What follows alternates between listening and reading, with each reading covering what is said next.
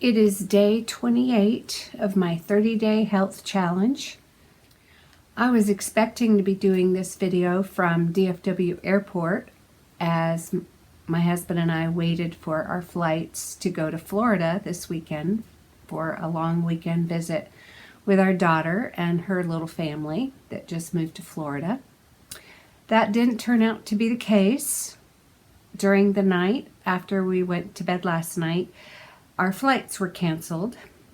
Evidently, there was some kind of glitch with our flight, maybe other flights, I don't know, but we were rebooked on a flight for tomorrow, which is not workable for us. So we are not getting to go to Florida this weekend to see our daughter and her family. And we're all a little bit disappointed. But there could be worse things that happen in life, so I'm just going to try to deal with it. And my husband has been on the phone. Well, actually, he hasn't been on the phone. He's been on hold for, he was on hold for 4.5 hours trying to resolve things. And then when he got to speak to somebody, they were cut off. And then he put in his phone number to get a call back, and his phone was evidently on silent, so he missed the call back. And so he put in another request for a call back. And so he's waiting for a call back, and I don't know when we're going to get to reschedule our flight to Florida, but it's not this weekend. You're not here to hear our travel disappointments. My morning fasting glucose this morning was 81. Very nice indeed. My morning weight was 137.8. That is 0.8 of a pound less than yesterday's morning weight of 138.6. I hope I said those numbers correctly. This morning was 137.8. Yesterday morning was 138.6. I did not get to take my my blood pressure this morning. That fell by the wayside as we woke up and thought we were going to take a flight and discovered we weren't taking a flight because it was supposed to be an early flight. We were supposed to be out of the house this morning at 7. Sorry, I'm back to the flight thing. Let me get back on track with the glucose thing. So at 9:28, I took my glucose again. My waking was 81 at 7:36 a.m. 2 hours later at 9:28, when I felt a hunger pang, I took my glucose and I was at 80. That is my personal hunger trigger. So I decided to make a shake. I didn't really feel like eating, and the shake that I made yesterday worked well. Yesterday, I thought I would do it again today. It was easy. I've linked the recipe for it in the description box for today, and it's in yesterday's description box too. It is a shake that I got off from Brianna's website. She's got a lot of Trim Healthy Mama compliant fuel separating recipes, and this particular shake is considered a fuel pull shake because it doesn't have fats or carbs in it to fuel the body, though it does have protein to anchor it. And I added a boatload more protein. I added more cottage cheese than was called for. I added hemp powder, I added whey powder, I added collagen, and it has okra in it, and I doubled the amount of okra that was called for it. And in the recipe link that is in the description box, there's information within that recipe link for why okra is a beneficial thing to get into your body, and you can sneak it in your foods in many different ways, like blending it up in a shake. You'll never know it's there. About 2.5 hours after having the shake or starting to drink the shake, it took me a while to finish it because it was a full quart and it was filling. My glucose was 97, and about 15 minutes ago at 1:44 p.m. when I took my glucose, I'm down to 91. I'm not hungry. I don't know when I will get hungry. I'm just going to wait and see. As a matter of fact, I'm about to leave here in a few minutes to try to recover some of my day. Today is the day that I play mahjong with a group of ladies, and I haven't been able to play with a group for a number of weeks because of being gone to California. So I left for California on July 15th when I started this 30-day challenge. I was there until last week. I got home. I thought that I was going to have, part of a week at home, and then I was going to get to go see our daughter in Florida. Didn't get to do that. I'm back to the flight thing again. Yes, it bothers me. Anyway, I'm going to try to enjoy the rest of the afternoon by going to be with old friends, playing mahjong, and then afterwards I'm going to have to stop at the grocery store and get some groceries because I thought we were going to be gone for the long weekend, and now we're home for the long weekend because of travel. I'm sorry. This is... I'm gonna stop the video now and go play mahjong. Mahjong is over with, and I'm sitting in the parking lot for Sprouts to pick up a few groceries that we need since we aren't going away this weekend for the long weekend, Thursday through Monday. We need some groceries, so I'm picking those up. And I checked my blood sugar when I came out of the mahjong gathering, and I did not eat while I was there because I went empty-handed. Usually everybody brings something and then we all share food together, and it could be a mishmash. It's a potluck. Whatever shows up, shows up. So I didn't take any food because I hadn't been planning on going to mahjong, since I thought I was going to be in Florida. So I didn't eat, and that was actually a good thing for me. So right now, my blood sugar is sitting at 80, which is my personal hunger trigger.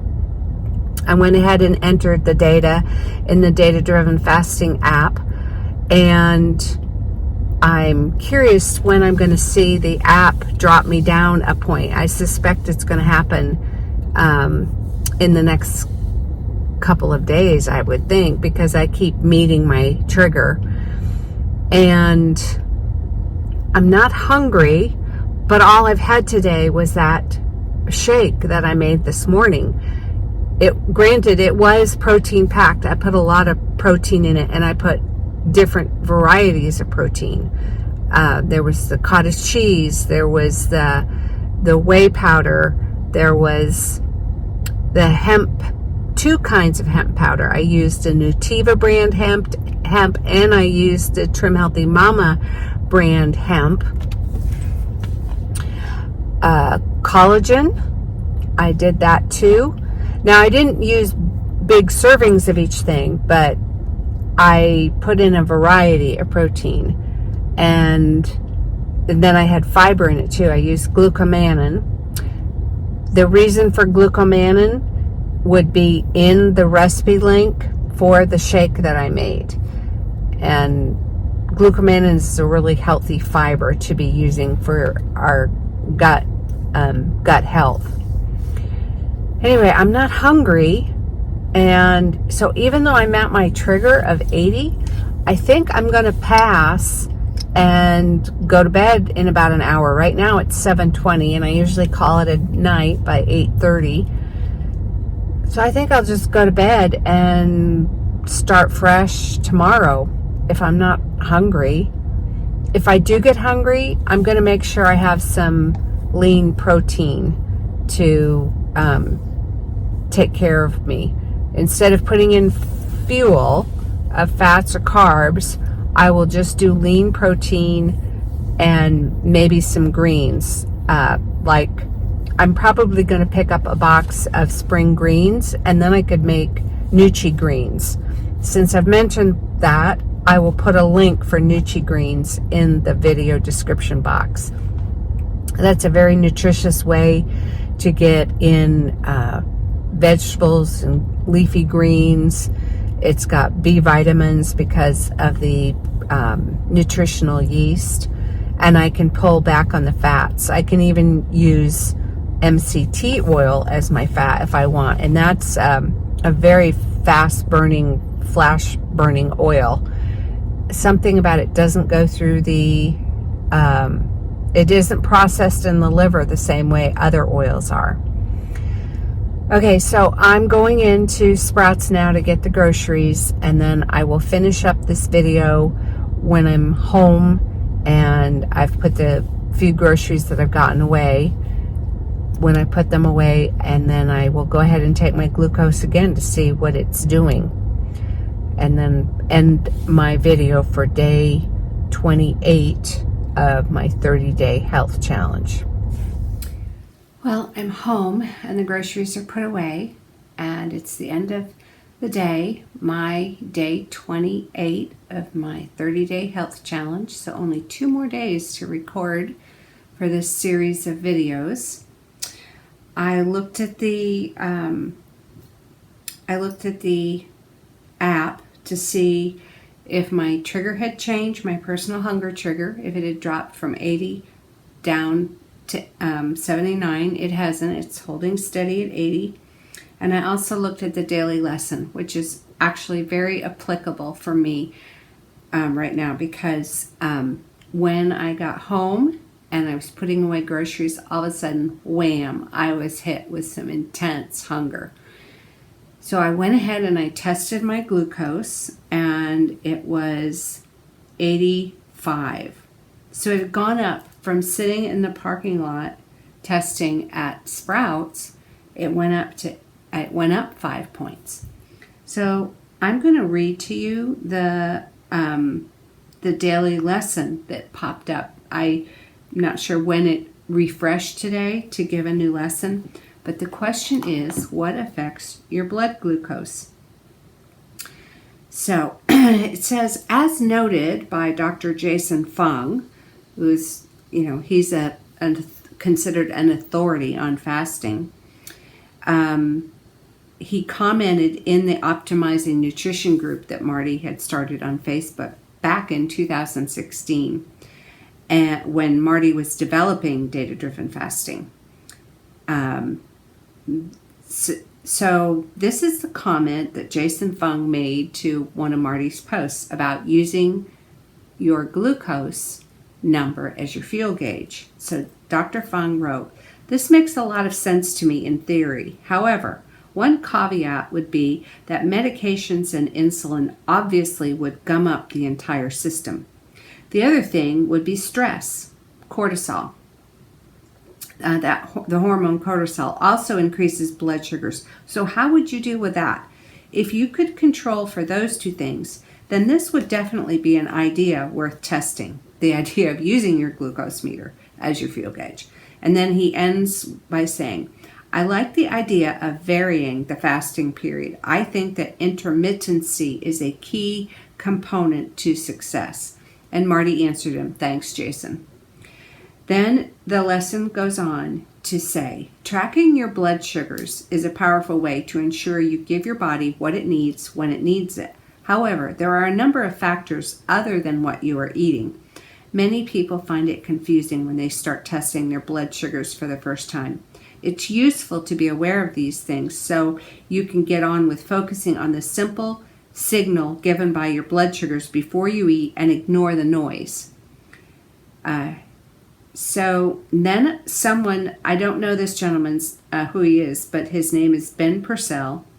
He wrote, "For me, just the act," and this was in the Facebook group, Optimizing Nutrition Facebook group. I will link Marty's 3 free Facebook groups that you might want to check out.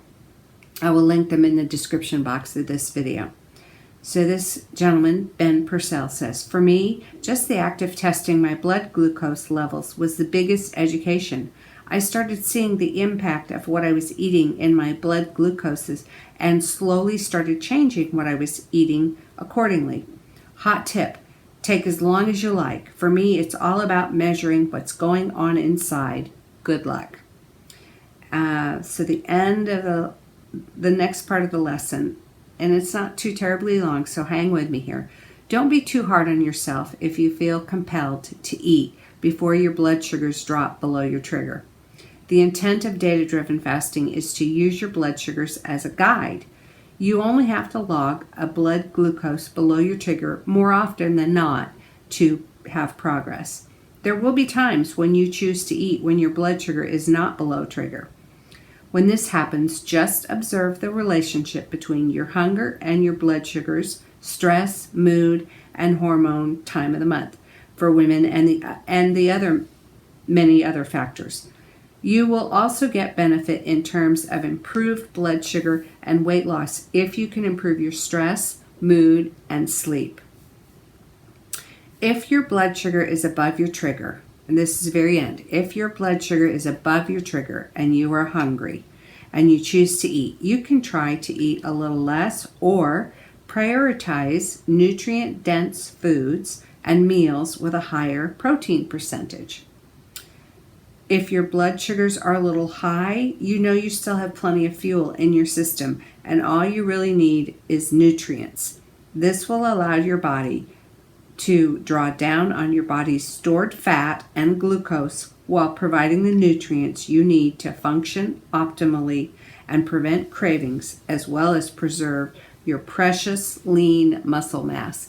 Now, that makes me think to remind you, find the link in the description box about the importance of protein. That will take you to a short video, 14 minutes, by Dr. Gabrielle Lyons. It's an informative piece. So what am I going to do? Because I was slammed with that hunger, and now it's gone, but I was slammed with hunger. It was strong and definite. It was like, feed me now. And all I had today thus far has been that protein shake.